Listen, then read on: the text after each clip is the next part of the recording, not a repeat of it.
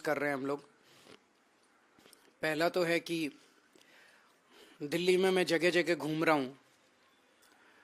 दिल्ली के लोगों ने दिल्ली के लोगों के लिए हमने बिजली फ्री कर दी, पानी फ्री कर दिया। 200 यूनिट तक बिजली फ्री है, 200 से 400 यूनिट तक बिजली हाफ रेट है, 20,000 लीटर पानी हर महीने फ्री है। लेकिन दुख की बात है कि दिल्ली में रहने वाले किराएदारों को फ्री बिजली और फ्री पानी का बेनिफिट नहीं मिलता। उसके अलग अलग कारण अलग अलग जगह हो सकते हैं, लेकिन जो भी कारण हो, किराएदार भी दिल्ली के रहने वाले हैं, उनको भी फ्री बिजली और फ्री पानी का बेनिफिट मिलना चाहिए।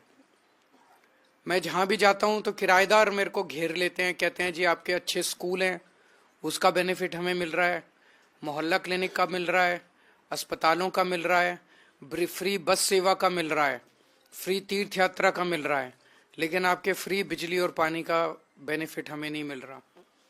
तो मैं आज ये ऐलान करना चाहता हूँ कि चुनाव के बाद, हमारी सरकार बनने के बाद, हम ऐसी योजना लेके आएंगे और ऐसा वो बनाएंगे, सिस्टम बनाएंगे जिससे किराएदारों को भी फ्री बिजली और फ्री पानी का बेनिफिट मिलना चालू हो। तो मैं सभी किराएदारों को बधाई देना चाहता हूँ। ये बहुत बड़ा कदम होगा। दिल्ली में अधिकतर पूर्वांचल के किराएदार आते हैं, पूर्वांचल से लोग आते हैं जो किराए पे रहते हैं और बहुत गरीब होते हैं। मैंने देखा है एक एक बिल्डिंग में 100 लोग भी रह रहे हैं, और इतने गरीबी की हालत में और इतने उसमें जब उनको सब्सिडी का और सरकार के बेनिफिट का नहीं मिलता तो उनको बड़ी तकलीफ होती है, फाइनेंशियली उनको बड़ी दिक्कत होती है। तो उन सब लोगों को अब फ्री बिजली पानी का बेनिफिट मिलना चालू होगा। दूसरा मुद्दा आज है कि आम आदमी पार्टी पर एक फिल्म बनी है। इस फिल्म को आज ये पत्रकारों को देखनी थी, उनके लिए एक स्पेशल स्क्रीनिंग रखी गई थी इस फिल्म की। आज सुबह ही पुलिस ने वहां पहुंच के उसकी स्क्रीनिंग रुकवा दी और कहा कि ये स्क्रीनिंग नहीं की जा सकती। किसी भी कानून में, ये प्राइवेट स्क्रीनिंग थी, ये कोई पब्लिक स्क्रीनिंग नहीं थी। किसी भी कानून के तहत ये अलाउड नहीं है कि पुलिस इस तरह से कोई फिल्म की स्क्रीन। ये कोई इलेक्शन का कैंपेन नहीं था, वहाँ कोई इलेक्शन का झंडा नहीं था, वहाँ कोई इलेक्शन की स्पीच नहीं थी, वहाँ कोई इलेक्शन के किसी पार्टी के लिए वोट नहीं था, इलेक्शन का प्रचार नहीं था, किसी पार्टी के लिए वोट नहीं मांगा जा रहा था, किसी पार्टी के खिलाफ नहीं बोला जा रहा था। एक प्राइवेट स्क्रीनिंग थी फिल्म की। तो बीजेपी इतनी क्यों डरी हुई है इस फिल्म से? मैंने तो फिल्म नहीं देखी, लेकिन मुझे बताया गया है कि इस फिल्म के अंदर आम आदमी पार्टी के नेताओं को जो जेल भेजा गया पिछले 2 साल में, उन्हें जेल भेजने के पीछे की कहानी है, और कई सारे रहस्यों से और षड्यंत्रों से ये फिल्म पर्दा उठाती है। और ये बीजेपी के गैर कानूनी और गैर संवैधानिक तरीके से, जिस तरह से बीजेपी ने आम आदमी पार्टी के नेताओं को जेल भेजा था, उस पर से वो पर्दा उठाती है, और इसीलिए बीजेपी इतनी ज्यादा डरी हुई है।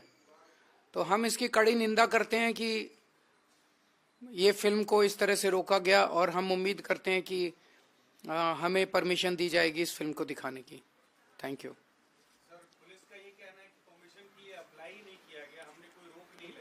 किससे लेनी होती है परमिशन? कहाँ लिखा है? ये तो इलेक्शन का इवेंट ही नहीं है। पुलिस को बहुत समझाया गया, इसका इलेक्शन से कोई लेना देना नहीं है। वहां कोई इलेक्शन, कोई पार्टी का झंडा नहीं है, कोई प्रचार नहीं है, कोई वोट नहीं मांग रहे, किसी तरह का कोई इलेक्शन इवेंट नहीं है। गुंडागर्दी है, तानाशाही है। मैं उम्मीद करता हूं आनी चाहिए, सबको देखनी चाहिए। बीजेपी के कुकर्मों का सबको पता चलना चाहिए। मैं ये जानना चाहता हूं, मोदी जी पे एक फिल्म बनी थी, विवेक अग्निहोत्री ने पिछली बार बनाई थी, उसकी जितने सिनेमा हॉल्स में देश में स्क्रीनिंग हुई थी, उसमें क्या इलेक्शन कमीशन से परमिशन ली गई थी? क्या उनकी हर हॉल में स्क्रीनिंग के पहले इलेक्शन कमीशन से परमिशन ली गई थी?